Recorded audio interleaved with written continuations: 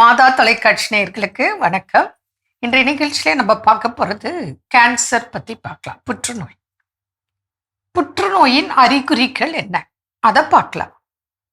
ஜென்ரலாக ஒருத்தர் இருக்காரு, நார்மலாக இருந்துட்டு இருப்பாரு. இப்போ தற்சமயத்தில் ரொம்ப அசதியாக இருக்கலாம், டயர்டாக காணப்படுவாங்க, பயங்கர டயர்டாக இருக்கும். சிலருக்கு இருமல் சளி இருக்கலாம், தொடர்ந்து இருமல் இருக்கலாம், காய்ச்சல் இருக்கலாம், அனிமிக்கா இருக்கலாம், ஸ்மோக்கிங், ஆல்கஹால் இதனாலெல்லாம் கூட கேன்சர் வர்றதுக்கு வாய்ப்பு இருக்கு. இப்போ பார்த்தீங்கன்னா சிலருக்கு வாய்ப்புண்ணு இருக்கும், பார்த்தீங்கன்னா கொப்பளம் மாதிரி இருக்கும். இது ஏதோ சாதாரண விஷயம், பி காம்ப்ளெக்ஸ் சத்து கம்மி அப்படின்னு நினச்சி நம்ம விட்டுடுவோம். அதுவே அவங்களுக்கு கேன்சராக கூட இருக்கலாம். சிலருக்கு பல்வலின்னு போவாங்க, பல்லு செக் பண்ணி எடுக்க வேண்டியான சூழல் இருக்கும்.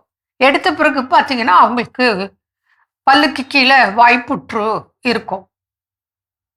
அதனால அவங்களுக்கு அறிகுறிகள் என்ன அப்படின்னு பார்த்தோன்னா, அசதி, அனிமிக்காவாங்க, தொடர்ந்து இருமல் இருக்கலாம், வயிற்று வலி இருக்கலாம், அஜீரணம் இருக்கலாம், நெஞ்சு கரிப்பு இருக்கலாம்.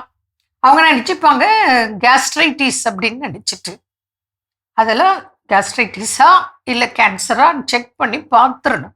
பார்த்துட்டு கண்டுபிடிச்சி அப்போ இன்னைக்கு எந்த உறுப்பை பாதிக்குதோ அந்த புற்று, இப்போ போன்ல பாதிப்பு வருது, குடல்ல வருது, மலக்குடல்ல வருது, அப்புறம் பார்த்தீங்கன்னா பிளட் கேன்சர் வருது, பிரெயின் கேன்சர், நுரையீரல் புற்று அதிகமாக காணப்படுது.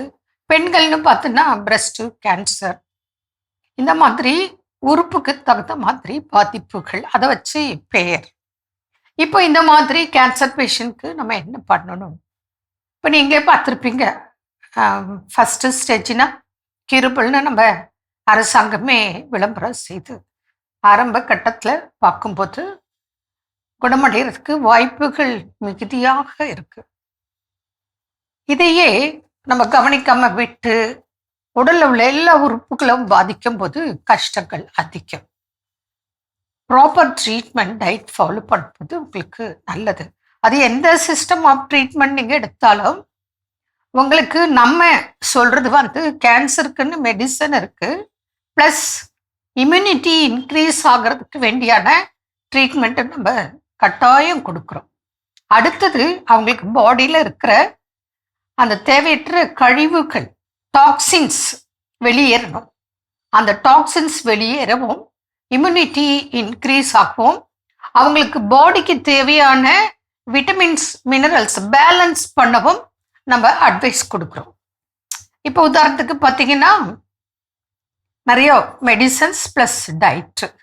இவங்களுக்கும் நம்ம ஆட்டுப்பால் சொல்கிறோம், அப்புறம் கோதுமை புல் சாறு சொல்கிறோம், அருகம்புல் சாறு சொல்கிறோம், ஃப்ரூட்ஸ்லாம் நிறைய சொல்லி கொடுக்குறோம்.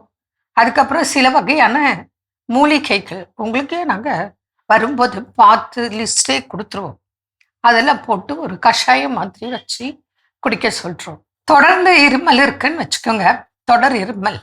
அப்போது அது எப்படி இருக்குது, என்ன சளி வருதா, அதில் பிளட்டு வருதா என்னன்னு பார்க்கணும்.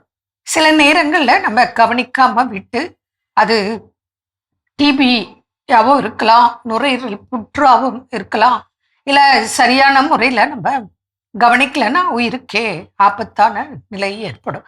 அது எந்த வகை புற்று இருந்தாலும் நம்ம கவனிக்கலைன்னா பிரச்சனை அதிகம். ஆரம்பத்திலே பார்க்குறது ரொம்ப நல்லது. அதனால நீங்கள் எந்த வகையான கேன்சராக இருந்தாலும் நீங்கள் முடிஞ்சால் ஃபோன் பண்ணி அப்பாயின்மெண்ட் எடுத்து வரலாம்.